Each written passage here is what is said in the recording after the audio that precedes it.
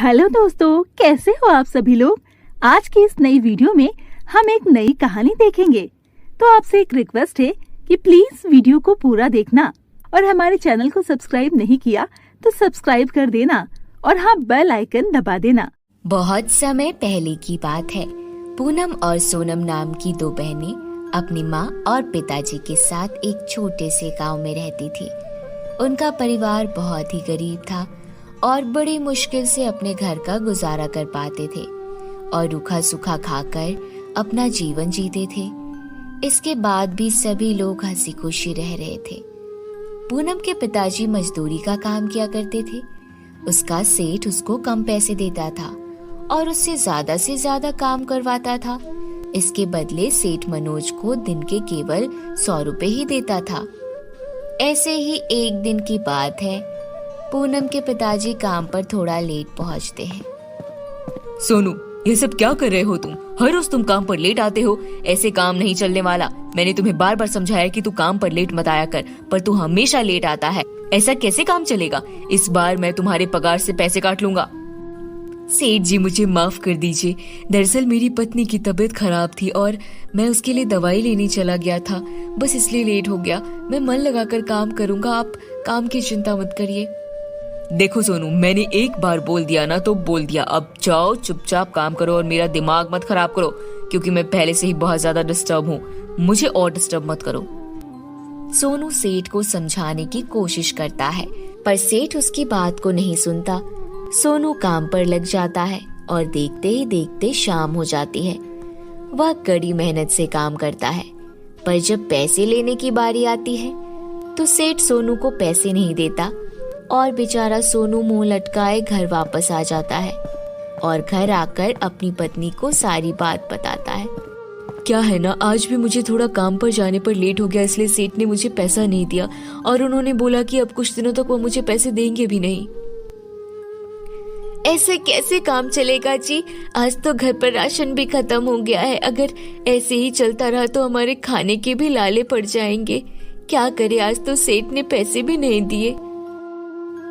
दोनों पति पत्नी बहुत ज्यादा उदास हो जाते हैं। ऐसे ही अगले दिन पूनम के माता पिता बाजार चले जाते हैं। घर पर दोनों बहनें अकेली बचती हैं, क्योंकि आज स्कूल की छुट्टी भी थी। दोनों बहनें बैठकर बातें कर रही थी।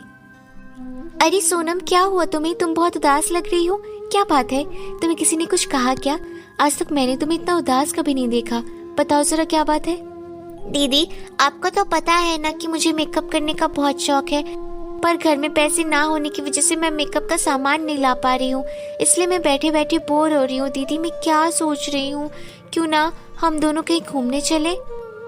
हाँ ठीक है, चलो। मैं भी यही सोच रही थी।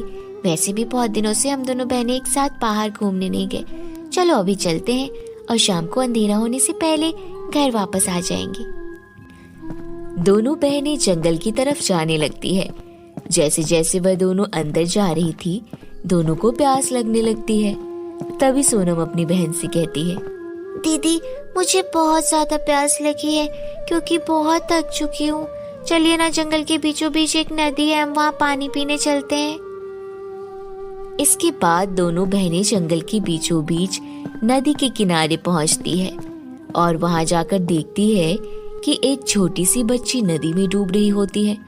पूनम उसे बचाने के लिए सीधा नदी में कूद जाती है और उसे बचाकर बाहर ले आती है। अरे छोटी बच्ची, क्या हुआ? तुम इस पानी में कैसे डूब रही थी? तुम्हारे माता पिता कहाँ हैं? तुम कहाँ रहती हो? चलो हम तुम्हें वहाँ छोड़ आते हैं। दीदी, आज आपने मेरी जान बचाकर मुझ पर बहुत बड़ा एहसान किया है। मैं आपका एहसान मरते दम तक नहीं भूलूंगी।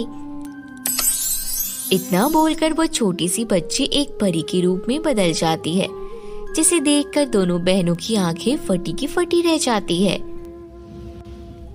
सुनो, तुम दोनों बहनें दिल की बहुत साफ हो। दरअसल मैं एक परी हूँ और मैं यहाँ पर अपने साथी परियों के साथ घूमने आई थी, पर मैं गलती से इस नदी में गिर गई और मुझे तैरना नहीं आता था, इसलिए मैं डूबने लगी। तुमने मेरी मदद करके मेरी जान बचाई है। इसके बाद में मैं तुम दोनों बहनों का धन्यवाद करती हूँ। अरे परी जी, कोई बात नहीं, यह तो मेरा कर्तव्य था कि मैं सबकी मदद करूं। वैसे भी अगर आपने धन्यवाद बोल दिया तो यह मेरे लिए बहुत बड़ी बात है। वो तो सही बात है, पर आज तुमने मेरी जान बचाई है। आज मैं तुमसे बहुत खुश हूँ, इसलिए मैं तुम दोनों को कुछ उपहार देना चाहती हूँ। बताओ तुम्हें क्या चाहिए? नहीं परी जी, हम आपसे कुछ नहीं चाहते हैं। हमारे माँ पिताजी ने हमेशा यह सिखाया कि हमें दूसरों की हमेशा मदद करनी चाहिए, इसलिए हमने आपकी भी मदद की, पर इसके बदले में हम आपसे कुछ नहीं ले सकते। परी जी, हमें माफ कीजिए। दोनों बहनों की बातें सुनकर वह परी और भी ज्यादा खुश हो जाती है। उसके बाद वह अपनी शक्तियों से वहां पर 2 जादुई लिपस्टिक लेकर आती है और दोनों बहनों को देते हुए कहती है, ये लो, ये 2 जादुई लिपस्टिक हैं और ये लिपस्टिक हमेशा तुम दोनों बहनों की मदद करेगा। इस लिपस्टिक से तुम दोनों कुछ भी मांग सकती हो, क्योंकि ये जादुई लिपस्टिक है और ये हमेशा तुम्हारी मदद करेगा। जाओ, आज के बाद तुम्हारी गरीबी भी दूर हो जाएगी। आपका बहुत बहुत धन्यवाद, आपने हम पर बहुत बड़ा एहसान किया है। इसके बाद दोनों बहनें अपने घर वापस आ जाती है और अपने माता पिता को घर आकर पूरी बातें बताती है। यह सब सुनकर माता पिता भी बहुत ज्यादा खुश होते हैं। फिर उस जादुई लिपस्टिक की मदद से वे दोनों बहनें अपने लिए खूबसूरत सा घर लाती है और हंसी खुशी अपना जीवन जीने लगते हैं। तो मेरे प्यारे दोस्तों, मुझे आशा है कि आपको ये वीडियो पसंद आया होगा। अगर आपको ये वीडियो पसंद आया हो तो हमारे चैनल को सब्सक्राइब करें, वीडियो को लाइक करें और बेल आइकन दबाना ना भूलें, ताकि आपको ऐसी ही इंटरेस्टिंग वीडियोस हमारे चैनल पर मिलती रहे। तब तक के लिए बाय बाय, टेक केयर।